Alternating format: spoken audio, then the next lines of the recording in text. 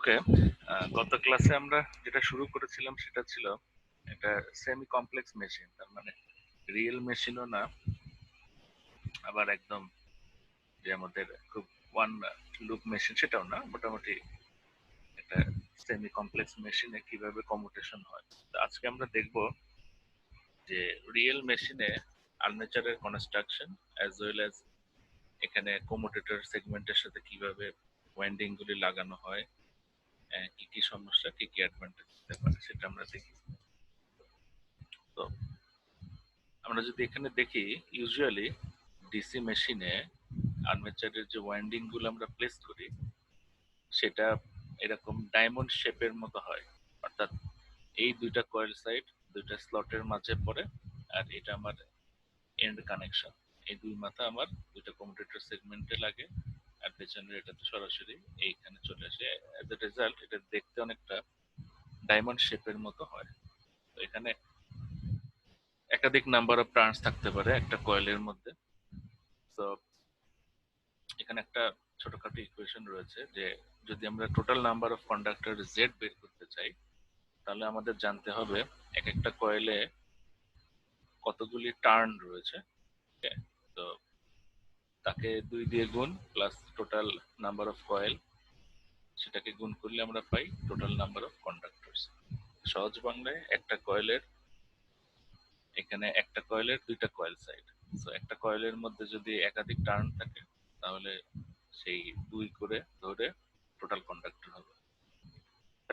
এটা অনেকটা immaterial from the connection point of view, অর্থাৎ একটা কয়েলে কতগুলি টার্ন আছে আমরা যখন কানেকশন দিব সেক্ষেত্রে এটা ইম্যাটেরিয়াল, বিকজ আলটিমেট মাথা বাইর হবে দুইটা আমার কমিউটেটর সেগমেন্টে লাগানোর জন্য।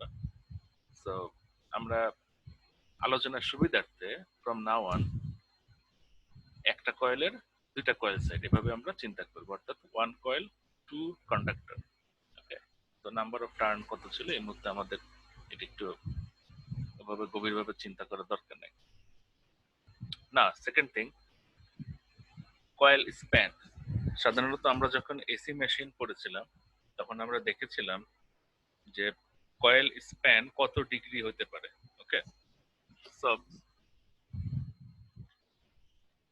কয়েল স্প্যানের যে ব্যাপারটা আমরা যদি আগের ক্লাসগুলো খেয়াল করে থাকি, যদি একটা সিঙ্গেল লুপ মেশিন যদি আমরা দেখি, সেখানে একটা কয়েল সাইড থাকে নর্থ পোল বরাবর, একটা সাউথ পোল বরাবর। ওকে, এটাকে বলা হয় ফুল পিচ কয়েল। ওকে, এখন প্রশ্ন হলো টু পোল মেশিনের ক্ষেত্রে আপনারা জানেন ইলেকট্রিক্যাল এবং মেকানিক্যাল অ্যাঙ্গেল যেটা সেটা সমান। ওকে, বাট যখন মোর দেন টু পোল থাকবে সেক্ষেত্রে ব্যাপারটা কিন্তু এরকম না। তো আমরা এই যে পোলের যে হিসাবটা করি বা কয়েল স্প্যানের যে হিসাবটা করি এটা আসলে আমরা ইলেকট্রিক্যাল ডিগ্রিতে করি। ওকে, তো the relationship between the electrical degree and mechanical degree এটা আপনারা আগেই জানেন, P/2 দিয়ে গুণ করতে হয়। ওকে, তো এটা আমরা একটু পরে দেখবো। এখানে আর একটা ব্যাপার রয়েছে, সেটা হলো এই কয়েলগুলো অবশ্যই ইনসুলেটেড হয়, সেটা একটা এখানে দেওয়া রয়েছে। এবং এই বেন্ডিং এর জায়গাটা এখানে দেখেন করোনা কন্ট্রোল সিস্টেম, তো বেন্ডিং এর জায়গায় ইলেকট্রিক্যাল স্ট্রেস বেশি হওয়ার কারণে এখানে যতটা বেন্ড করা হয়েছে, তো পার্শিয়াল ডিসচার্জ হওয়ার সম্ভাবনা বেশি থাকে। তো সেখানে আবার অ্যাডিশনাল আমাদের সেমিকন্ডাক্টিং পেইন্টস বা ল্যামিনেটিং পেপার দিয়ে এটাকে আবার প্রোটেকশন দেওয়া হয় আর কি, সো দ্যাট পার্শিয়াল ডিসচার্জ যেন না হয়। তো এখন আমরা দেখবো আস্তে আস্তে ওয়াইন্ডিং এর বিভিন্ন ব্যাপারগুলো একটু দেখি। সো ওয়াইন্ডিংটা কিভাবে থাকে, এই যে স্লটের মধ্যে ডায়মন্ড শেপটা কিভাবে থাকে দেখেন, এই যে একটা স্লটের মধ্যে এভাবে বসিয়ে দিলাম। ওকে, এখন আমি এখানে এই সাইডে থাকবে আমার কমিউটেটর সেগমেন্টের সাথে আমি কানেকশন দিব। এখন দেখেন ইউজুয়ালি ডিসি মেশিনে আমাদের যে কয়েল থাকে সেই কয়েলটা ফুল পিচ কয়েল হয়। আগের স্লাইডে যেটা আমি বললাম, খুব প্রয়োজন ছাড়া এটা ফ্র্যাকশনাল পিচ হয় না। তো ফুল পিচ কি আর ফ্র্যাকশনাল পিচ কি দেখেন। তো সাধারণত এই ডিসি মেশিনে আমরা এই যে পোল পিচ বা কয়েল পিচ এগুলো সবই আমরা অ্যাঙ্গেলে ক্যালকুলেশন করতে পারি, অথবা নাম্বার অফ স্লটের মাধ্যমে আমরা সেটাকে ক্যালকুলেট করতে পারি। তো নর্থ বরাবর যদি কোনো কয়েলের ওয়ান কয়েল সাইড এবং সাউথ পোল বরাবর যদি আরেকটা কয়েল সাইড থাকে, তাহলে এটা আমার ফুল পিচ কয়েল। ওকে, টু পোল মেশিনের ক্ষেত্রে এটা বোঝা খুব সহজ। যদি ফোর পোল মেশিন হয়তো তাহলেও কোনো সমস্যা নেই। ফোর পোল মেশিনে পোলগুলি কিভাবে আসে, নর্থ, তারপরে সাউথ, তারপরে নর্থ, তারপরে সাউথ, অর্থাৎ 90 ডিগ্রি পর পর পোলগুলি আসে আর কি, মেকানিক্যাল। তো সেখানে একটা বাহু যদি, অর্থাৎ কয়েলের একটা কয়েল সাইড যদি নর্থ পোল ফেসে থাকে, আর একটা কয়েল যদি সাউথ পোল ফেসে থাকে, তাহলে এটাকে আমরা বলতে পারি ফুল পিচ কয়েল। বাট কোনো কারণে যদি সেটা না হয়, তাহলে দেখেন এই যেটা হলো আমার ফ্র্যাকশনাল পিচ। সেটা এখানে ক্যালকুলেশন করা হয় পিচ ফ্যাক্টর দিয়ে। পিচ ফ্যাক্টর সমান সমান electrical angle of the coil divided by 180, অর্থাৎ নর্থ এবং সাউথের মাঝখানে আমরা ধরে নেই they are apart from 180 degree electrical. সেই হিসেবে পোল পিচ ক্যালকুলেট করা হয়। বাট ডিসি মেশিনে ইউজুয়াল প্র্যাকটিস হলো আমাদের কয়েলগুলি ফুল পিচ কয়েল হবে। অ্যানাদার থিং, যখনই আমরা এই বইয়ের মধ্যে বা আদার্স বইয়ের মধ্যে আমরা যখন এই ডিসি মেশিন নিয়ে পড়ি, usually most of the DC machine যে রোটর ওয়াইন্ডিং হয় সেটা হয় 2 লেয়ার ওয়াইন্ডিং, যেটা আমরা প্রবাবলি প্রথম ক্লাসেই দেখেছিলাম। যে 2 লেয়ার ওয়াইন্ডিং হলে যেটা হয়, এই একটা কয়েলের ওয়ান কয়েল সাইড একটা স্লটে যদি পড়ে, এই স্লটেই আমার অন্য আরেকটা কয়েলের কয়েল সাইড পড়বে, একটা থাকবে উপরে একটা নিচে। তো এমন ভাবে ওয়াইন্ডিং প্লেসমেন্ট করা হয় যেন একটা কয়েলের একটা যদি উপরে থাকে, সেই কয়েলের আদার হাফ অবশ্যই নিচে থাকবে, অর্থাৎ ইউনিফর্ম হবে। সেভাবে ডিজাইন করা হয়। So most of the DC machines are double layer windings, এটা একটু মাথায় রাখেন। নাও কিছু হিসাব রয়েছে আমাদের। আজকে আমরা জেনারেলি খালি কনস্ট্রাকশন গুলি দেখবো। এই ডিসি জেনারেটর মোটর শেষ হয়ে গেলে তখন আমরা ওয়াইন্ডিং কে কিভাবে ডিজাইন করা যায় সেটা নিয়ে আমরা একটু পড়বো, কারণ এই মুহূর্তে আমাদের এটা খুব একটা দরকার নাই। তো কিছু জিনিস আমরা দেখি। পিচ মানে হলো, আপনারা জানেন টোটাল সে কতখানি জায়গা জুড়ে রয়েছে। তো প্রথমে আমরা দেখি কমুটেটর পিচ। সাধারণত একটা আর্মেচারের ওয়াইন্ডিং, এই যে ডায়মন্ড শেপ, এই যে একটা মাথা দেখেন নাম্বার 1 কমুটেটর সেগমেন্টে লেগেছে, এন্ড আদার হাফ নাম্বার 2 কমুটেটর সেগমেন্টে লেগেছে। তাহলে 1 এবং 2 এর মাঝখানে ডিসটেন্স কত, 2 - 1, তার মানে কমুটেটর পিচ ওয়াইসি এটা হলো গিয়া 1, অর্থাৎ একটা কয়েল কমুটেটরে যে দুই সেগমেন্টে যুক্ত হয় তার মাঝের ডিসটেন্সটা হলো আমার commutator pitch. On the other hand, pole pitch কাকে বলো? একটা মেশিনের এই যে নর্থ এবং সাউথ পোলের মাঝখানে যে জায়গাটা, অর্থাৎ আমরা যদি স্লটে হিসাব করি, তাহলে এখানে একটা উদাহরণ দেওয়া রয়েছে আর কি, যে একটা 4 পোল জেনারেটরে 16টা কয়েল রয়েছে এবং ডবল লেয়ার যেহেতু, তার মানে নাম্বার অফ স্লটের সংখ্যা 16, তাহলে পোল পিচ 16/4, 4 স্লট। তার মানে নর্থ এবং সাউথের মাঝখানে আমার স্লট থাকবে কত, 4টা। এগুলো আমরা যখন ডিজাইন করব তখন লাগবে, এই মুহূর্তে এগুলো একটু আপনারা মাথায় রাখতে পারেন। এবার আসি কয়েল স্প্যান এবং কয়েল পিচ, যেটা একটু আগে বললাম। যদি ফুল পিচ কয়েল হয় তাহলে একদম ওয়ান কয়েল সাইড পড়বে নর্থ পোল ফেসে এবং আদার কয়েল সাইড পড়বে সাউথ পোল ফেস। এটা হলো আমার ফুল পিচ কয়েল। কোনো কারণে সেটাকে যদি আমি একটু কম করি, এটাকে আমরা বলবো ফ্র্যাকশনাল পিচ কয়েল আর কি। বাট ইউজুয়ালি এটা ডিসি মেশিন এটার ব্যবহার কম, বাট তারপরে জেনে রাখা ভালো। ওকে, এবার আসি ওয়াইন্ডিং এর মধ্যে পিচ গুলো কেমন হয়। ওকে, তো আর্মেচার ওয়াইন্ডিং বিভিন্ন ধরনের হতে পারে। তো বেসিক্যালি আমরা দুই ধরনের ওয়াইন্ডিং এর উপরে একটু আলোচনা বেশি করি, সেটা হলো ল্যাপ ওয়াইন্ডিং এবং ওয়েভ ওয়াইন্ডিং। এছাড়া ফ্রগ লেগ ওয়াইন্ডিং রয়েছে, তো সেটা আমরা পরে দেখবো। দুটার মিক্সচার আসলে, দুটার কম্বিনেশন ফ্রগ লেগ ওয়াইন্ডিং। তো ল্যাপ ওয়াইন্ডিং এবং ওয়েভ ওয়াইন্ডিং এটা আমরা একটু পরে দেখবো। এখন তাহলে আমরা আগে দেখি একটা কয়েলের মধ্যে কিভাবে পিচ গুলো আমরা হিসাব করি। ওকে, তো প্রথম এই যে ছবিটা দেখতে পাচ্ছেন, এটা হলো একটা lap winding and this is a wave winding. Okay, lap winding wave winding একটু পরে আমরা দেখব। তো দেখেন এই যে ওয়াইন্ডিং, এটা শুরু হয়েছে এখান থেকে, এই যে এটা ডট ডট মানে হলো স্লটের নিচের অংশটা আর কি, ঠিক আছে, নিচে যে কয়েলটা সেটা থাকে, এখানে শেষ হলো, এখান থেকে আবার আরেকটা শুরু হলো। ওকে, এই যে একটা কয়েল যে প্রথম এবং এটা শেষ, এটাকে আমরা বলি ব্যাক পিচ। ওকে, এটার ডিস্টেন্স হলো ওয়াই বি, এবং এই ডিস্টেন্স গুলো সবই কিন্তু স্লটের হিসাবে আর কি। ওকে, অর্থাৎ কোন স্লটে কোনটা বসতেছে সেভাবে পিচের হিসাবগুলি হয়। Okay?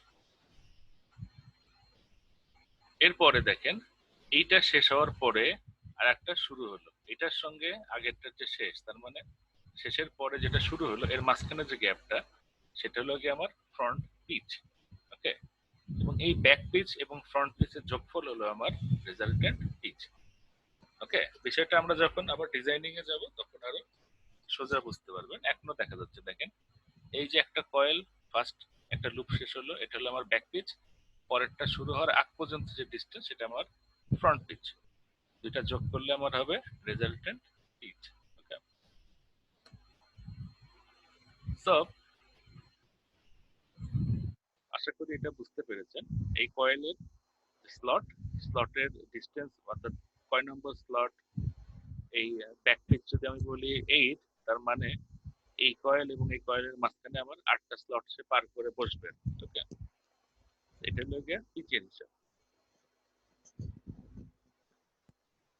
এখন খেয়াল করেন, ওয়াইন্ডিং আমরা যদি ডিজাইনের দিকে তাকাই তাহলে দুইভাবে আমরা বলতে পারি, একটাকে আমরা বলবো প্রোগ্রেসিভ ওয়াইন্ডিং, একটা আমার রেট্রোগ্রেসিভ ওয়াইন্ডিং। এটা হলো আসলে কমিউটেটর সেগমেন্টের সঙ্গে কিভাবে সে কানেক্টেড হয় তার উপরে ডিপেন্ড করে আমরা বলি।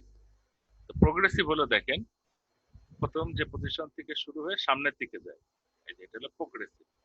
আর রেট্রোগ্রেসিভ হলো শুরু হয়েছে সামনের পয়েন্ট থেকে কিন্তু এসে শেষ হবে পেছনের একটা পয়েন্ট, এই যে এখানে একটা দেখেন একটা ওভারল্যাপ হচ্ছে আর কি, ঠিক আছে, এটাকে বলে রেট্রোগ্রেসিভ ওয়াইন্ডিং।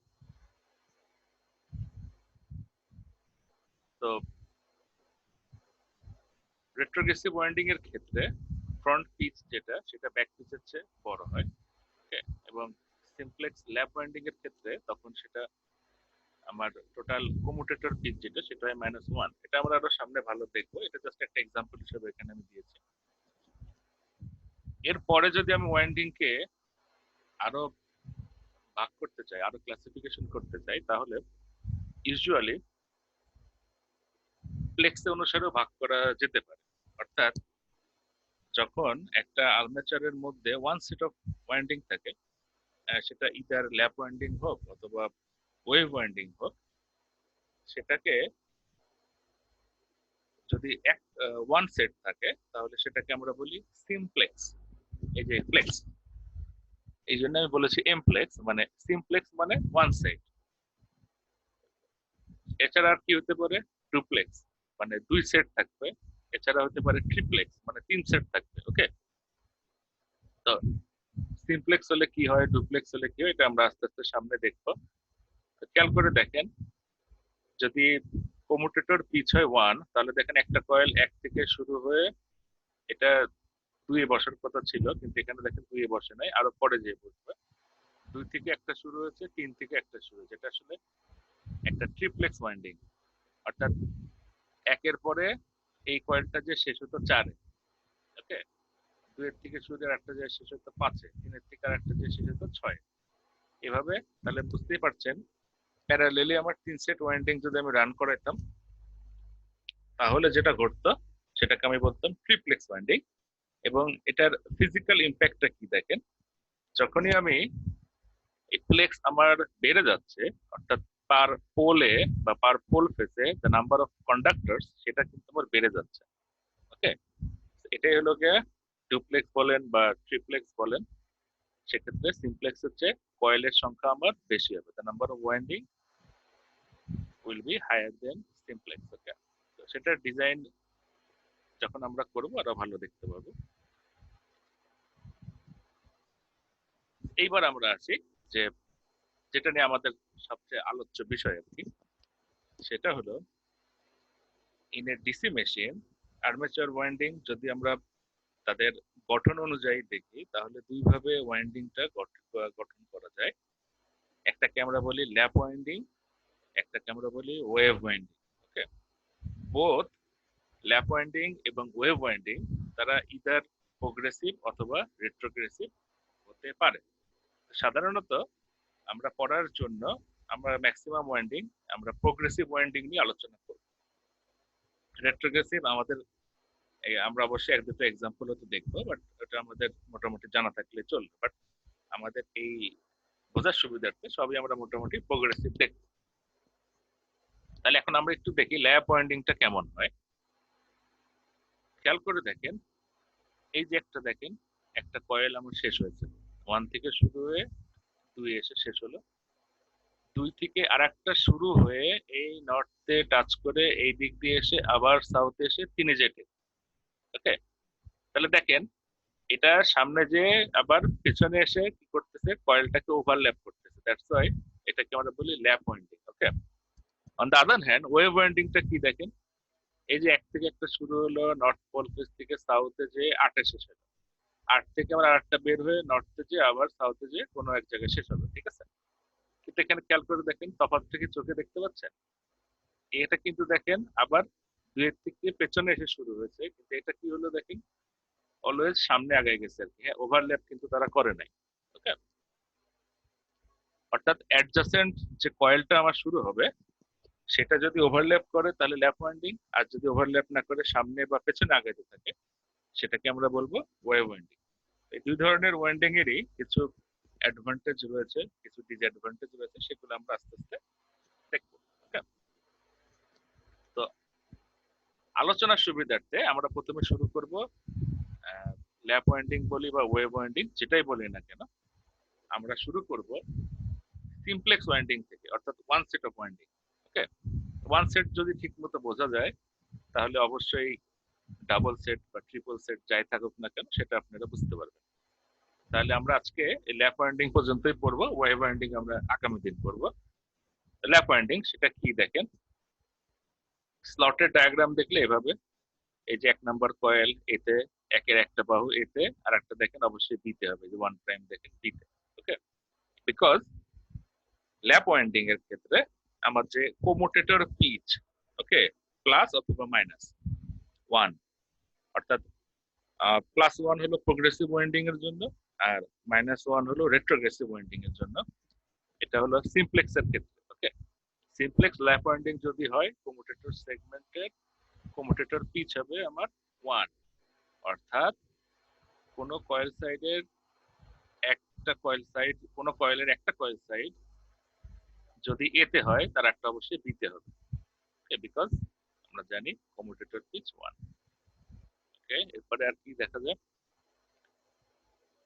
এখন দেখেন একটা ইন্টারেস্টিং ফিচার হলো এই ল্যাপ ওয়াইন্ডিং এর ক্ষেত্রে আমরা ঠিক প্রথম ক্লাসে যেটা দেখেছিলাম, সেটা কি দেখেছিলাম, যখন দুইটা ব্রাশ আমরা বসাই, ব্রাশের মাঝখানে এই কয়েলের কারণে একাধিক প্যারালেল পাথ তৈরি হয়। আমরা প্রথম ক্লাসের দিকে আমরা যদি খেয়াল করে থাকি, আমরা দেখেছিলাম সেখানে দুইটা প্যারালেল পাথ তৈরি হয় এবং সেটা মোস্ট প্রবাবলি একটা ওয়েভ ওয়াইন্ডিং ছিল। এখন দেখেন ল্যাপ ওয়াইন্ডিং এর একটা বিশেষ সুবিধা হলো, এই একটা মেশিনে যতগুলি পোল থাকে সেই সংখ্যক প্যারালেল পাথ আমি দুইটা ব্রাশের মধ্যে পাই।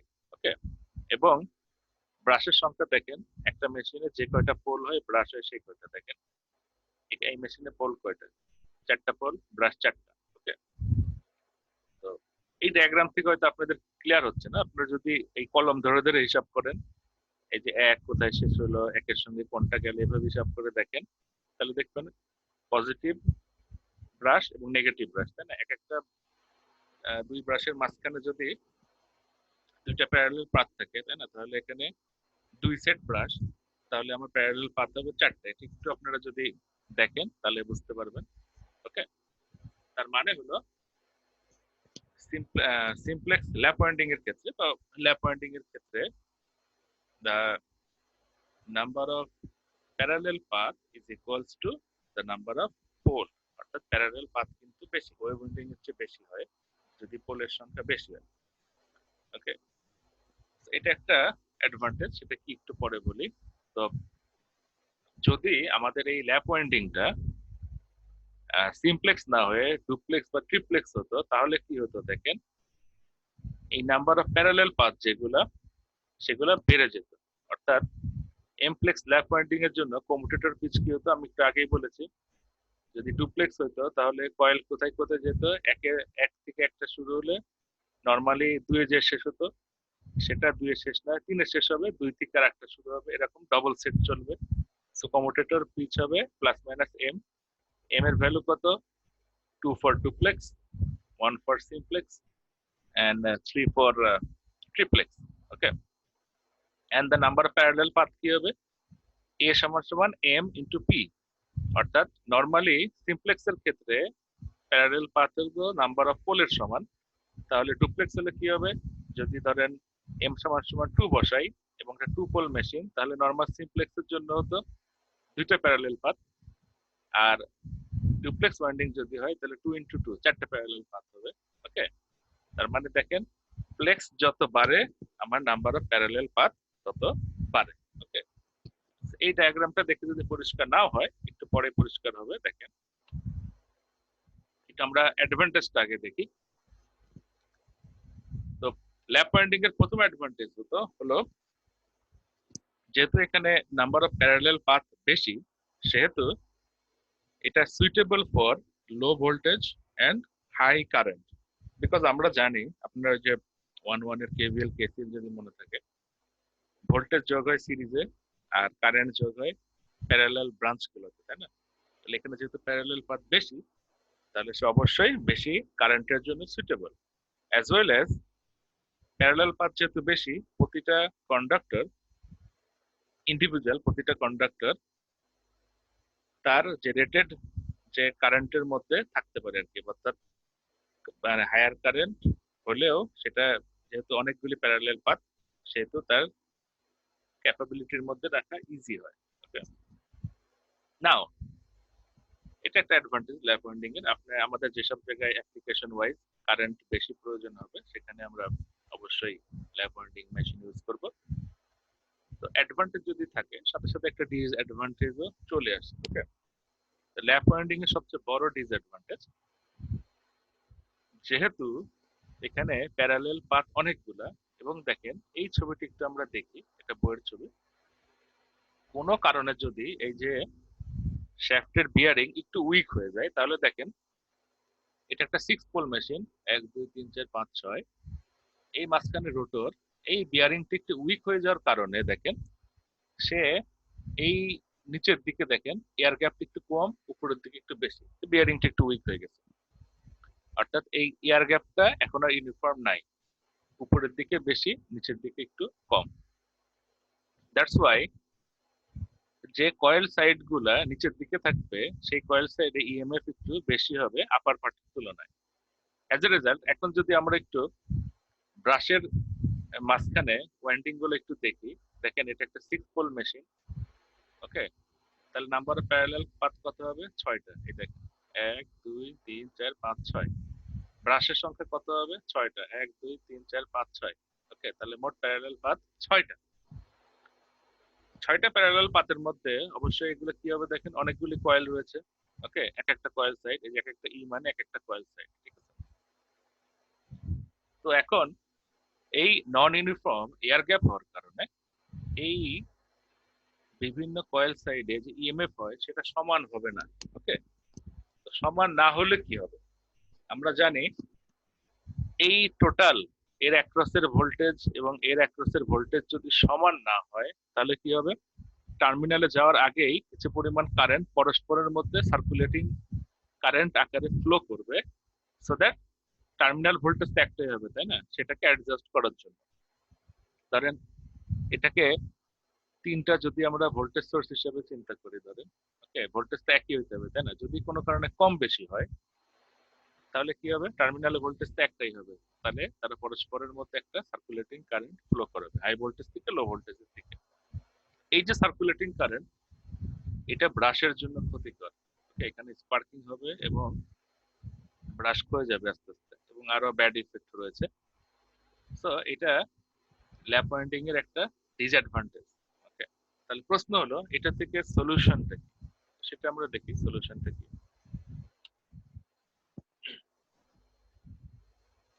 এটা সলিউশন খুব সহজ। প্রথম কথা, এই আনইভেন ইএমএফ, অর্থাৎ ইএমএফ যে সমান হচ্ছে না, এটাকে পুরোপুরি দূর করা যাবে না, মিনিমাইজ করা যায়। ওকে, তো সেই মিনিমাইজটা কিভাবে করা যায়? মিনিমাইজ করার জন্য যেটা ব্যবহার করা হয় এটাকে বলা হয় ইকুয়ালাইজার বার। ওকে, এটা কম্যুটেটরের ঠিক পরে এই ইকুয়ালাইজার বারটা দেওয়া থাকে।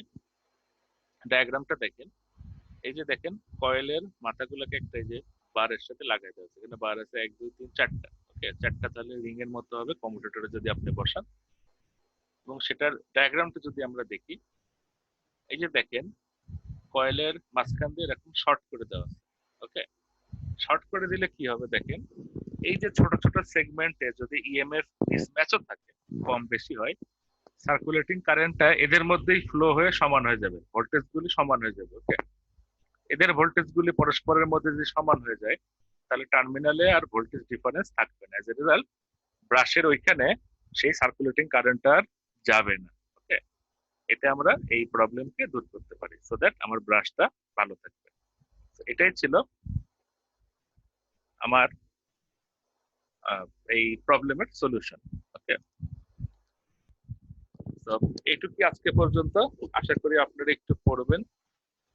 আগামী ক্লাসে আমরা ওয়েভ ওয়াইন্ডিং দেখব, এবং তারপরে আমরা মেশিনের আদার ক্যারেক্টারিস্টিক্স যেগুলো ইম্পর্টেন্ট সেগুলি দেখবো। সবার শেষে যে আমরা আবার ওয়াইন্ডিং এর ডিজাইন নিয়ে বসবো, ইফ উই হ্যাভ টাইম।